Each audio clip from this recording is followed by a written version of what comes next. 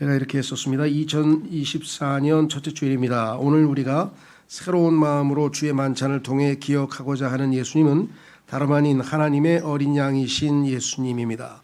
셋째 하늘에는 하나님의 보좌와 모든 창조물을 대표하는 네 짐승과 교회 시대 성도들을 대표하는 장로들 한가운데 도살당했던 것 같은 한 어린 양이 서 계십니다.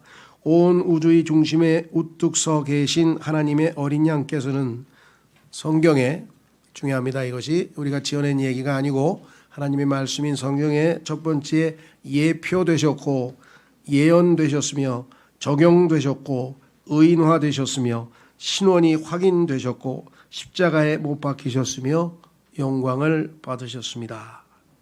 자, 그러면 그 내용을 우리가 성경을 통해서 한번 확인해 보도록 하겠습니다. 첫 번째 예표란 말은 영어로 type, T-Y-P-E, type. 우리도 여러 가지 그 타입이 있죠. 혈액형도 있고 그 타입이란 말을 모르는 사람은 없는데 이게 갑자기 성경에 왜 등장하는가? 그것은 바로 물건이든 짐승이든 사람이든 그 무엇이 됐든 간에 이 세상에 존재하는 그 어떤 것이 예수 그리스도의 어떤 특징과 예수 그리스도의 어떠하심을 보여줄 때 그것을 예수님을 예표한다 이렇게 표현을 쓰죠. 자, 그러면은 이 어린 양은 예표되어 있다. 그게 무슨 소리냐?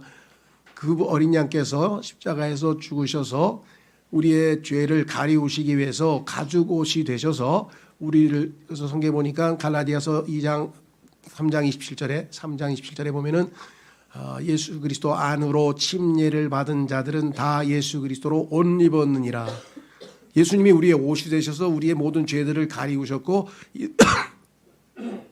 이사야에서는 그 옷을 구원의 옷이라 이렇게 얘기를 말씀하고 있죠. 그래서 가죽옷이라고 하는 것은 어린 양의 가죽옷은 예수 그리스도의 십자가의 죽으심을 예표한다라는 말씀을 드리는 겁니다. 자, 성경의 창세기 3장 15절에 보면은 예수님께서 십자가에서 죽으실 것을 미리 예언을 했는데 그 예언이 어떻게 되나 한번 먼저 보겠습니다. 창세기 3장 15절 말씀, 또한 너와 그 여자 사이에 또 너의 씨와 그녀의 씨 사이에 내가 적개심을 두겠노라. 그 여자의 씨가 너희 머리를 상하게 할 것이요 너는 그의 발꿈치를 상하게 할 것이라. 자, 그러니까 발꿈치를 상하게 한다고 하는 것은 예수 그리스도께서 십자가에서 죽으신 것을 우리가 예표하고 있다고 여러 번 말씀을 드렸었죠. 자, 그때 그 아담의 죄를 덮어주시기 위해서, 가리워주시기 위해서 하나님께서 취하신 것은 무엇인가? 어린 양을 잡아서 죽이시고 그 어린 양으로, 가죽으로 이 아담과 이브의 벌거벗음을 가리워 주셨죠. 자, 그래서 창세기 3장 21절로 가보시면 주 하나님께서 아담을 위하여 또한 그의 아내를 위하여 가죽들로 된 옷들을 만드시어 그들을 입히셨더라. 그래서 머리서부터 아래까지 모든 벌거벗은 것을 가리워 주셨죠. 그렇죠? 예. 자, 그래서 우리는 예수 그리스도는 어린 양으로, 가죽옷으로, 어린 양의 가죽옷으로 예표되어져 이미 있었었다. 계시록 13장 8절에 보면은 예수 그리스도께서 창세 전에 죽으셨다고 안 돼 있고 창세 이후로, 창세 이래로, 세상의 창건 이래로 죽으셨다. 2000년에 죽으셨는데 창세기 바로 다음에 죽으셨다? 왜 그럴까요? 여기서 어린 양으로 예표되신 분이 바로 어린 양이시기 때문에 그렇겠죠. 자, 그래서 우리는 예표되신 예수 그리스도. 두 번째, 예표만 된 것이 아니라 하나님께서는 예언하셨어요. 어린 양을 보내시겠다. 어린 양을 보내셔서 모든 죄인들의 죄값을 치르실 것을 미리 예언해 놓으셨는데 그 구절은 창세기 22장 8절에 있습니다. 창세기 22장 8절에 있는데요. 화면에는 22장 8절이 띄어져 있는데 우리는 한번 그 창세기로 가보겠습니다. 그러면은 7절서부터 좀 문맥을 좀 보시려고 합니다. 여러분 잘 아시는 창세기 22장은 엄청난 장이죠. 왜? 거기에 하나님께서 자신을 어린 양으로 내어드리겠다라고 했던 예언이 들어있는, 예수님의 오심에 대한 예언이 들어있기 때문에 위대하고요. 두 번째는 그것이 아브라함의 아들인 이삭을 바치는 것으로 예표되어 있죠. 자, 그래서 우리는 여기에 보시면 잘 아는 것처럼 하나님께서 아브라함을 시험했다. 22장 1절에 보시면 이렇게 써 있죠. 그리고 이 일들이 있은 후에 다음과 같은 일이 있었으니, 이 표현이 여기 사라져 있네요. 그렇죠? 하나님께서 아브라함을 시험하시며 그에게 말씀하시기를. 여기서 이제 많은 분들이 오해를 하시는 분들이 계시겠죠. 그렇죠? 지난번에도 말씀드렸습니다만은 야고보서에는 하나님께서는 시험을 하지 않는다고 써 있는데, 하나님이 시험을 했다 그러면 이게 어떻게 된 거냐? 근데 이 시험이라고 하는 temptation, 유혹이란 단어라고 보통 일반적으로 쓰이는 tempt라고 하는 단어는 두 가지 면에서 시험입니다. 하나는 사람을 꼬여서 살살 꼬여서 죄를 짓도록 하는 그런 유혹한다는 뜻이 있고요. 두 번째는 확인하기 위해서 테스트, 시련을 줘서 시련 또는 테스트, 시험해 본다. 우리 물건이 잘 만들어졌는지 시험을 해야 그걸 판매할 수 있지 않겠습니까? 그런 의미에서. 그러니까 아브라함은 이미 성경에 보니까 창세기 15장에서 믿음으로 의롭게 되었다고 성경에 써 있어요. 하나님께서 그 믿음을 의롭다고 이미 인정했다. 아브라함은 이미 의롭게 됐는데 그것을 사람들에게 입증할 수 있는 방법은 행위로 보여줄 수밖에 없어요. 그렇죠? 마음속에 있는 믿음은 하나님께서만 보시는 거고, 속에 있는 믿음을 볼 수 없는 인간은 바깥으로 드러난 그 사람의 순종의 행위를 통해서 정말 믿음이 있는 사람인지 없는 사람인지 확인할 수 있겠죠. 그렇죠?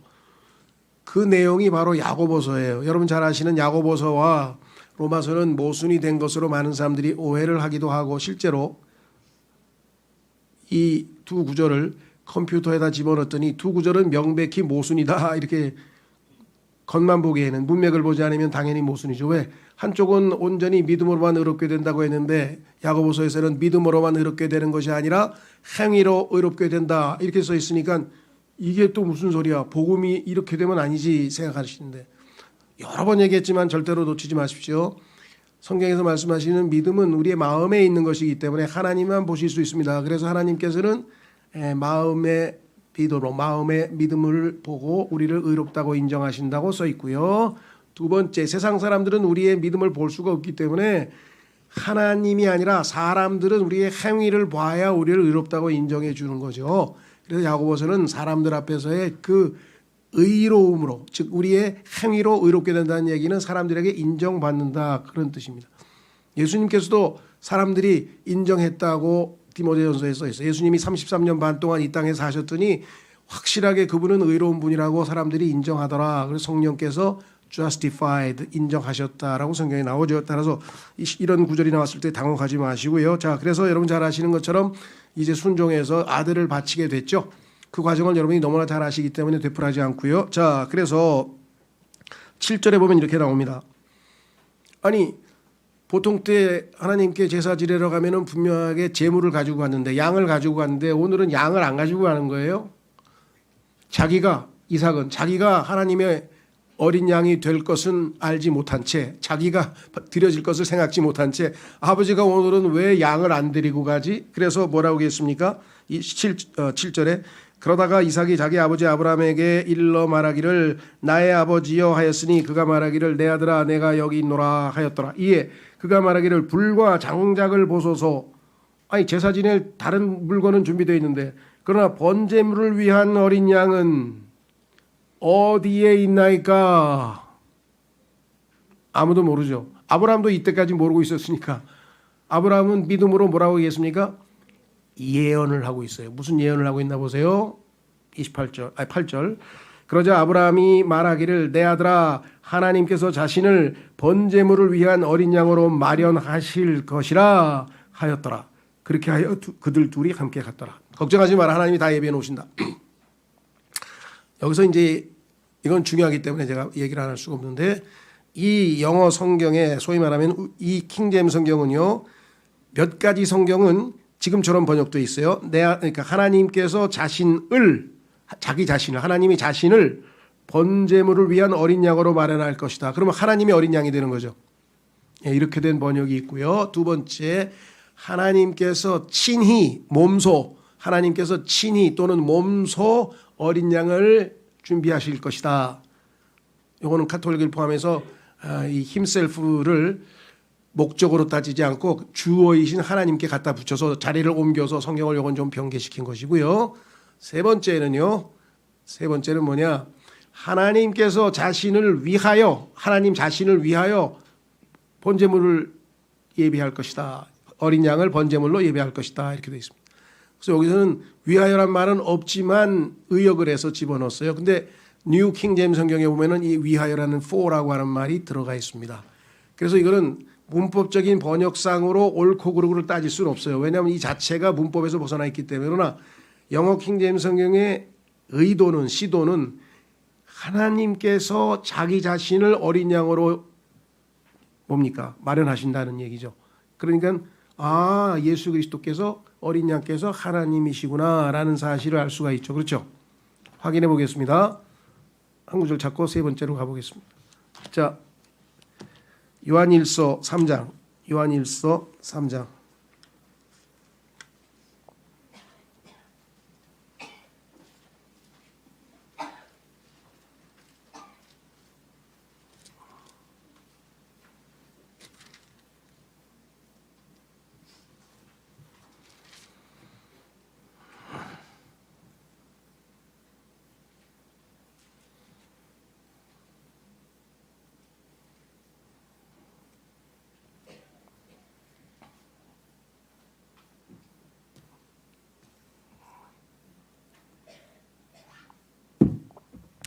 예, 요한일서 3장에 보면은요, 16절에 보시면 이렇게 돼 있죠.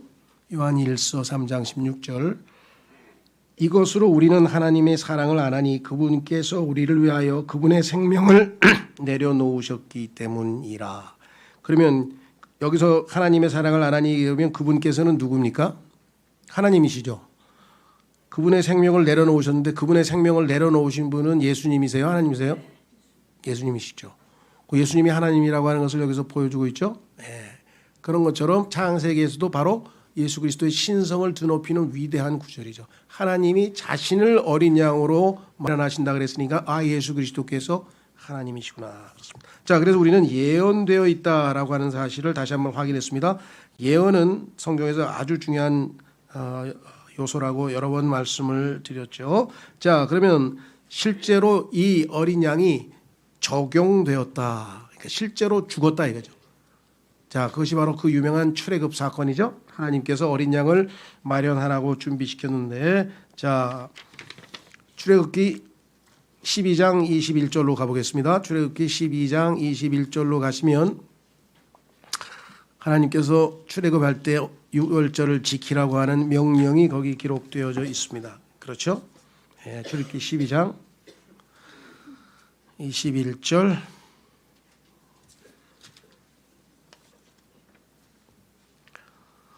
그때 모세가 이스라엘의 모든 장로들을 불러 그들에게 이같이 말하였더라. 밖으로 나가서 너희의 가족들대로 어린 양 한 마리를 끌고 나와 너희에게로 가져와서 그 유월절 어린 양을 잡으라 그랬죠. 자, 한 마리가 그 유월절 어린 양으로 여기에 묘사되어 있죠. 맨 끝에 보면은 그 유월절이라 그래가지고 소위 말하면 바로 그 다름 아닌 정해진 그런 의미에서 the이라는 말이 들어가 있어요. 자, 그 다음에 22절. 그런 다음에 너희는 우슬초 한 뭉치를 가져다가 대야 안에 있는 피 속에 이것을 담그고 대야 안에 있는 그 피로 상인방과 양옆 문틀에 내리치라. 그리고 아침까지는 너희 중에서 아무도 자기 집 문 밖으로 나가지 말지니라.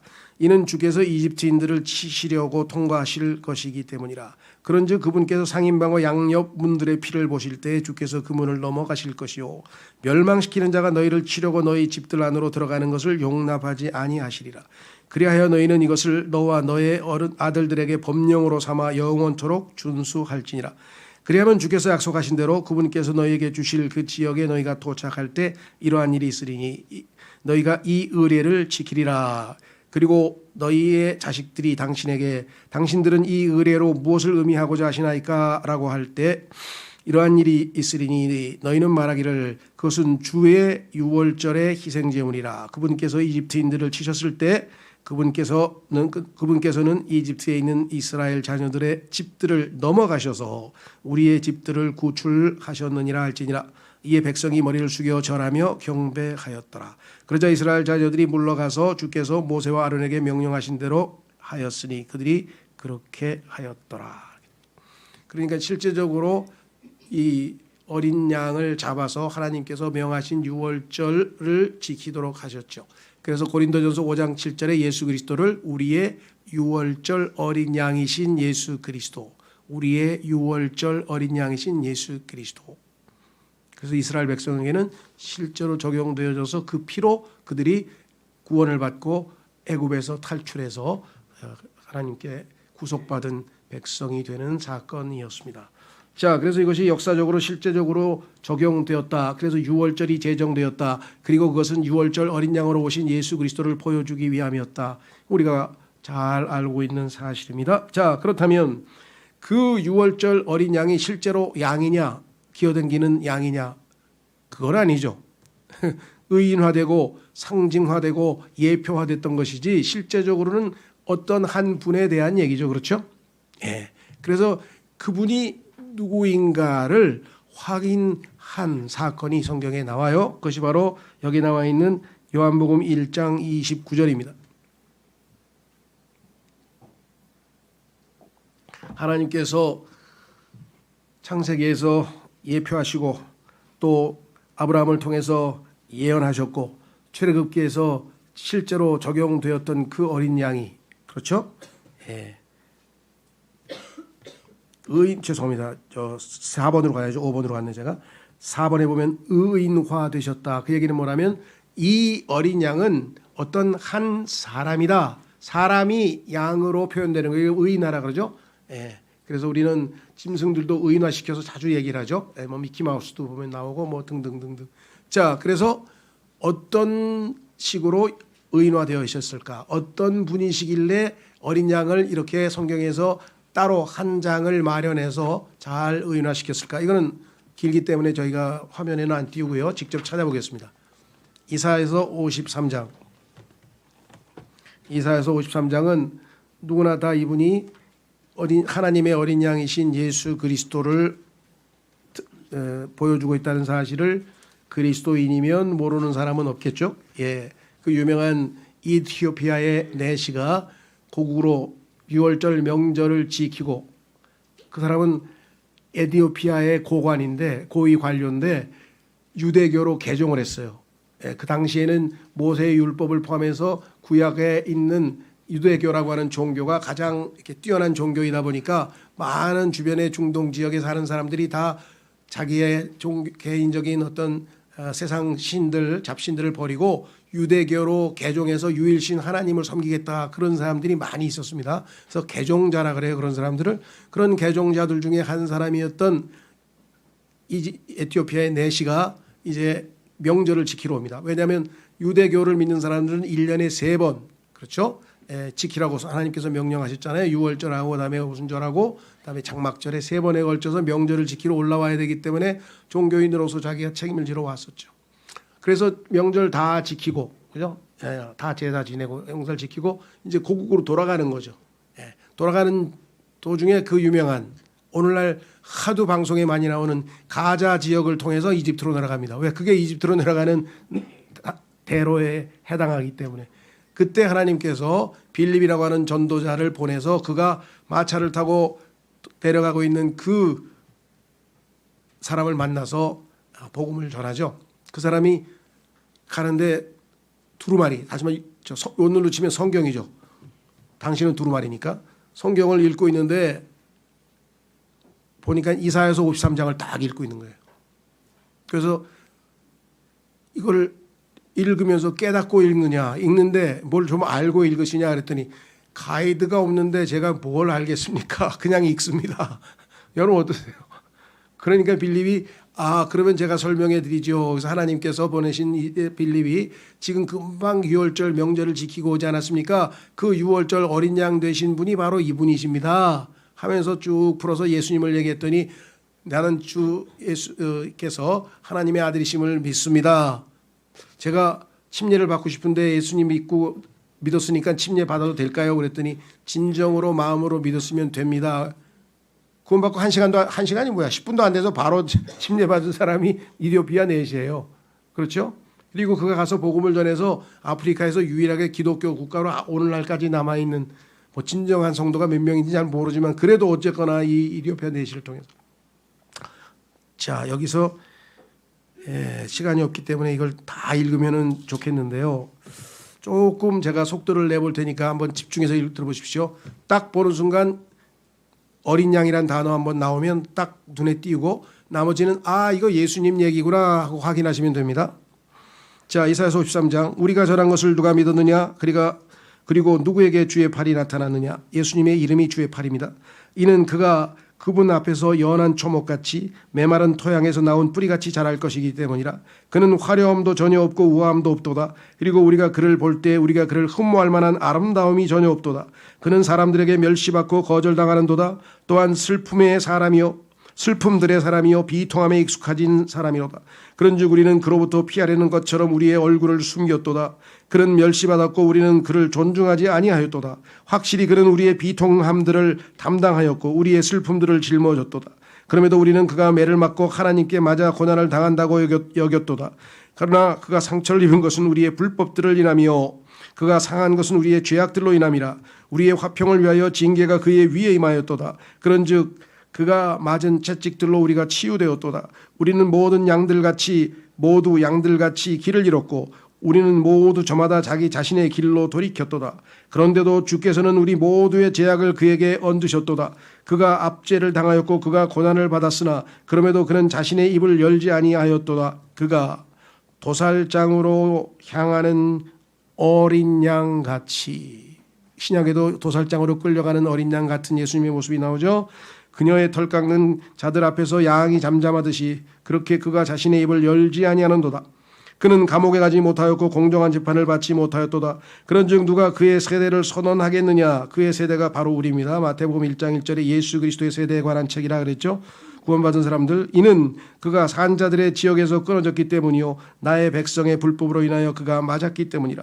그리고 그는 사악한 자들과 함께 자신의 무덤을 마련하였고 그가 죽어서는 부자와 함께 하였도다. 이는 그가 폭력을 전혀 행하지 아니하였고 그의 입안에 속이는 어떤 것도 없었기 때문이라. 그럼에도 그를 상하게 하는 것이 주를 기쁘게 하리로도다.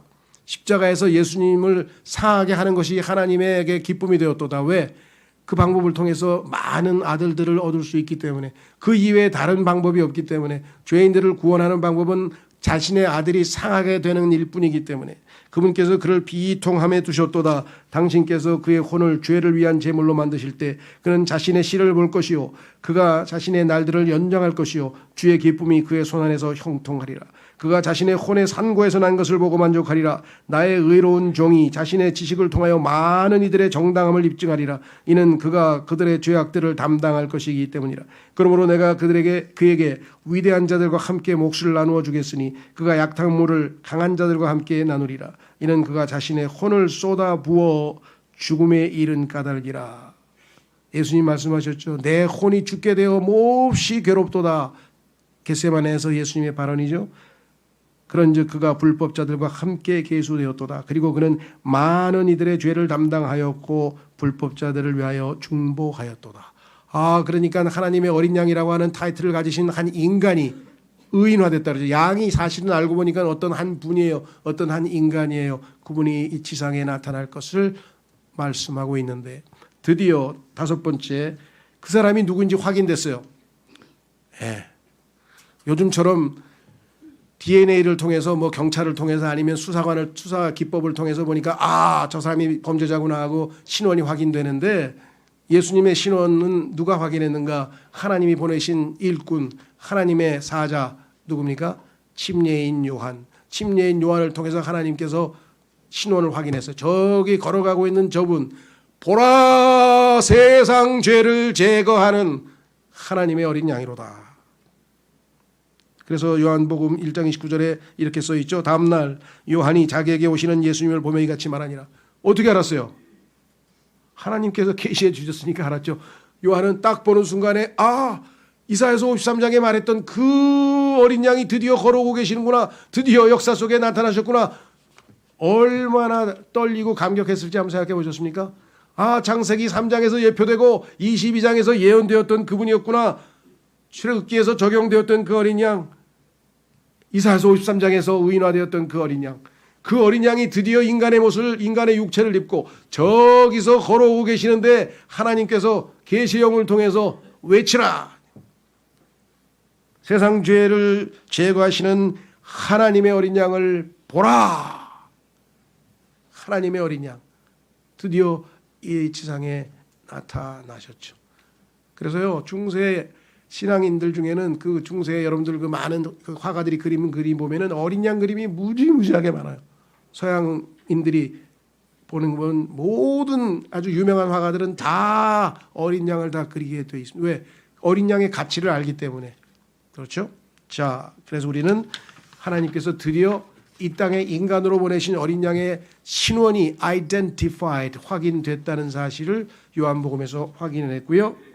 드디어 예언되신 대로 그분은 이제 십자가를 향해서 갑니다.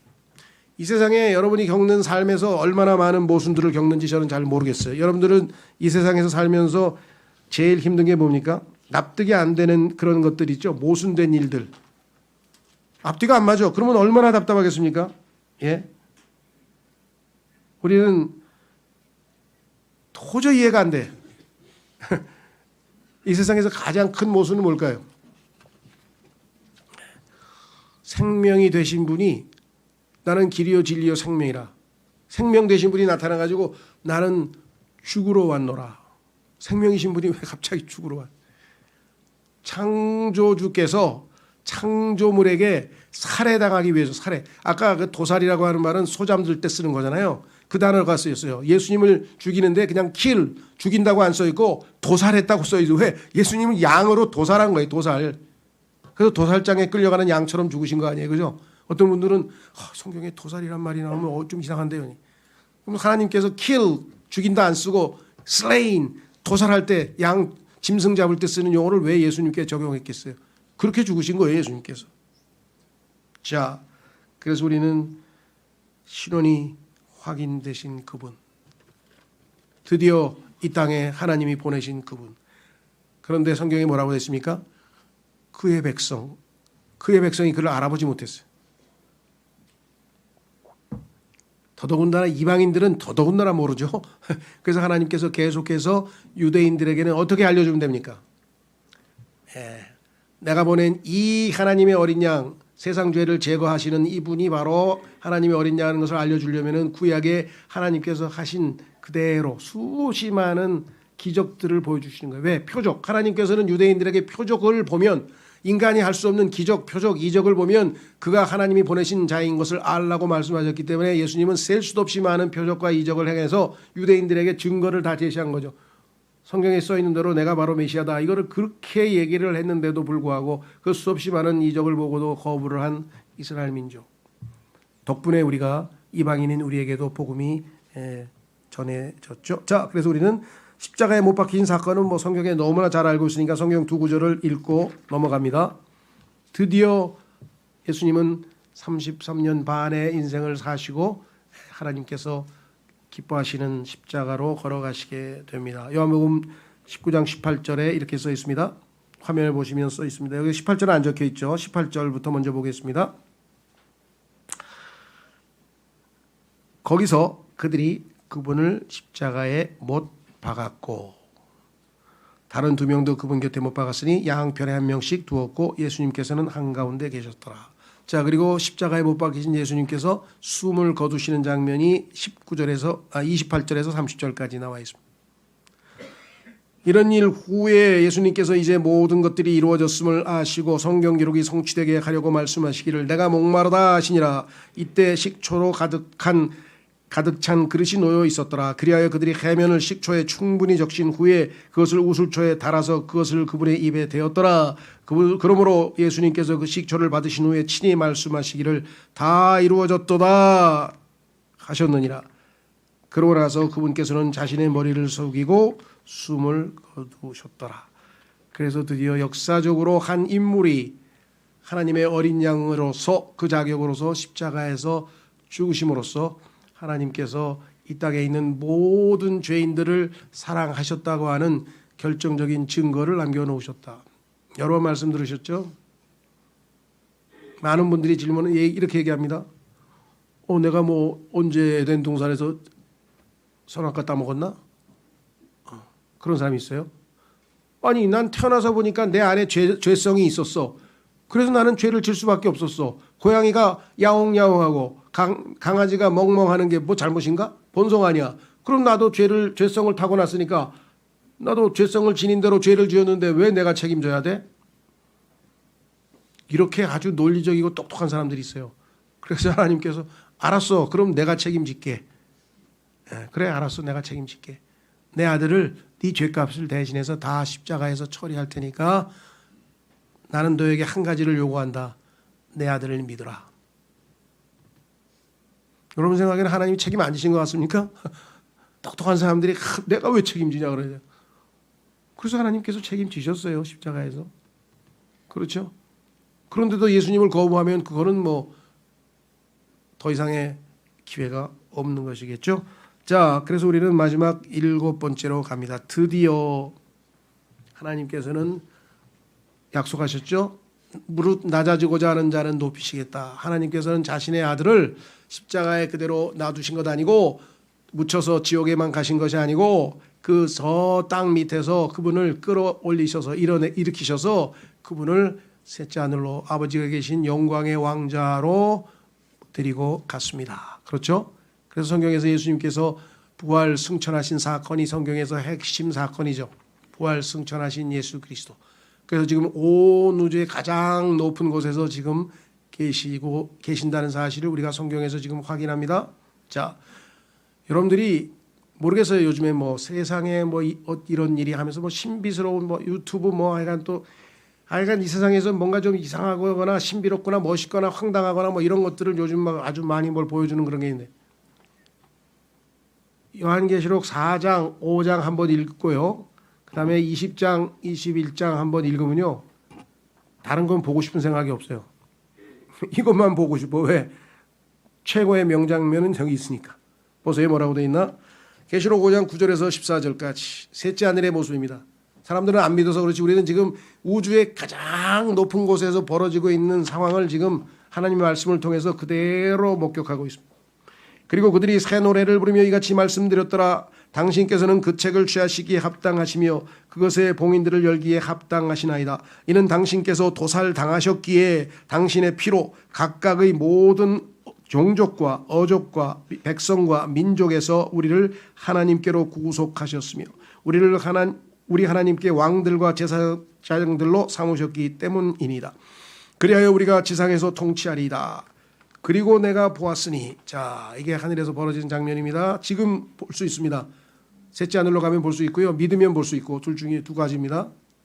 믿으면 보이지 않는 것들의 증거라 했으니까 이제 보이겠죠. 그 보좌와 그 짐승들과 그 장로들 주위를 둘러싼 많은 천사들의 음성을 내가 들었노라. 그들의 수는 만만이요 천천이었더라. 그들이 큰 목소리로 말하기를, 셋째 하늘에 가면 이 소리가 계속 들려옵니다. 도살당하신 어린 양께서 권능과 부요함과 지혜와 힘과 존경과 영광과 찬양을 받으시기에 합당하시도다 하였더라. 그리고 하늘과 땅 위와 땅 아래에 있는 각각의 모든 창조물과 바닷속에 있는 그러한 것들과 그것들 안에 있는 모든 것이 말하는 것을 내가 들었으니 말하기를, 그 보좌 위에 앉아 계신 분께 하나님 아버지 그리고 어린 양께 예수 그리스도 찬양과 존귀와 영광과 권능이 영원 무궁토록 있기를 바라노라 하니라. 그러자 내 짐승들이 말하기를 아멘 하였더라. 그리고 24 장로들이 영원토록 살아계시는 분께 엎드려 경배하였더라. 이 24 장로는 앞서간 우리보다 먼저 살고 간 성도들, 하나님의 자녀들이라는 것을 우리가 계시록 공부할 때 얘기를 했는데요. 드디어 마지막 구절 읽고 우리는 주의 만찬에 참여하겠습니다. 하나님의 어린 양을 기억할 때 여기에 나와 계신 영광스러운 주님을 우리가 기억합니다. 계시록 22장 1절에서 5절까지.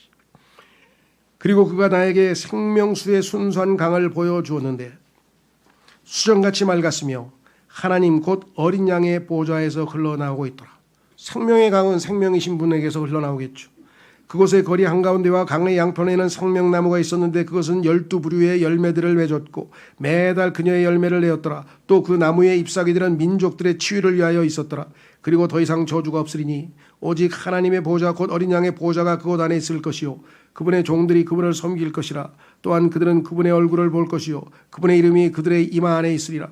그리고 거기에는 밤이 전혀 없으리라. 그런즉 그들은 불빛도 햇빛도 필요하지 않느니라. 이는 주 하나님께서 그들에게 빛을 주시며 그들이 영원 무궁토록 통치할 것이기 때문이라.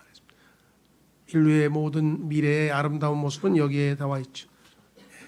우리의 마지막에 이렇게 소위 말하는 해피엔딩으로 마무리를 짓는 것은 어린 양이신 예수 그리스도의 덕분입니다.